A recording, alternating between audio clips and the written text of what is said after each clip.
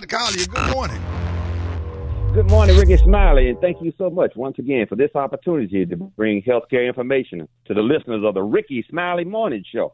So, they coming up, and everybody's planning great gatherings. I just found out I'm going to have people at my home.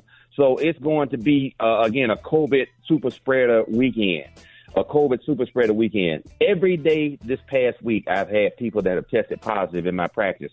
So it is out there. Some of the individuals had a lot of symptoms and were sick. So you have to be very careful that gathering with your family this weekend does not result in people getting sick, particularly some of the older members in your family.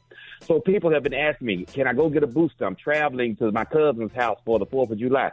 It's too late now for your booster. The booster takes 2 weeks to kick in if you haven't gotten it already. So what can you do, Rickey? We can do what we have always told you to do to boost your immune system. Take your vitamin D at 5,000 international units per day. Take your zinc at 30 to 50 milligrams per day, and your vitamin C at 1,000 milligrams per day. That will boost your immune system, give you your optimum immune status so that you can help protect yourself, but also ask your guests their vaccine status. And if somebody has not been vaccinated, you have to think twice about allowing that person to enter your group space. Let them eat on, they said they can eat on the deck. Screened-in porch. Or give them a takeout plate and send them home and say, we'll see you next time. Everybody keeps those Tupperware plates, those disposable Tupperwares, and send them out because this is a real phenomenon. You don't want to have people at your house and then next week everybody calling you, grandmama tested positive, and is sick. I literally just had a husband and wife test positive, and the husband passed away. Is real, and the grandson, of course, is very sad and and concerned that maybe he brought it into the house. So it is a big problem out there and continues to be one, Rickey. So everybody needs to take care of themselves this weekend. Also, Rickey, the monkeypox. Now about 400 or 500 cases in the United States. The United States is now federally releasing monkeypox vaccine. That vaccine is called Genesee.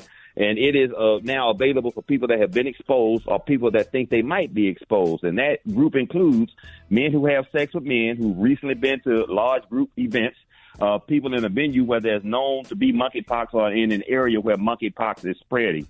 So don't be, in the duo. You end up with, coronavirus or COVID infection. You end up with a monkeypox infection, which can show up 14 days after your exposure. So, infectious diseases are in the United States now. We have to take care of ourselves. I'm glad you talked about the symptoms of monkeypox. Because I couldn't get my girlfriend out the tree last night. Go ahead, Dr. Carly. Let's go to the calls, Rickey. You on with Dr. Collier? Good morning. I was recently diagnosed last 2 weeks with hypothyroidism. I'm currently pregnant, so I would like to know, what treatments would he recommend before I give birth? As of right now, I'm having heart palpitations, so I would like to know, what would be the best and safest way to go about that while I'm pregnant. Okay, hypothyroidism, pregnant or not, needs to be treated because that is your master thermostat. It controls your body's metabolism, your heart rate, your body's temperature, and the growth rate of the baby. So you're going to have to be on a meticulous thyroid hormone replacement regimen that you need to work closely with you're a high-risk OB candidate, and you need to work with your endocrinologist and your OB to optimize your hormonal status so that your thyroid does not affect the baby's growth. Too much could make the baby too small, too little could make the baby too big, or control the baby's heart rate in a negative way. So thyroid replacement, easy to do, but it needs to be done, and you need to get on that immediately since you're already having palpitations and other symptoms.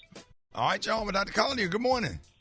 My baby was diagnosed with post-viral cerebritis. Just wanted to see if you had any more information on that. They're not sure. He's actually having some balance issues standing and walking, and they're saying it'll have to fight itself off. Any advice? Okay, that is an inflammatory condition, so we need to make sure that we're treating with natural anti-inflammatories. So vitamin D would be good, as well as omega-3 fish oil, natural ways to do that. The balance issue means the inner ear is being affected as well. So this is, usually self-limiting, and it runs its course no matter what. An anti-inflammatory such as a pediatric dose of Motrin, Advil, they have liquid formulations that are for pediatric patients that would help as well. All right, Dr. Colley, and let them know how you can be reached.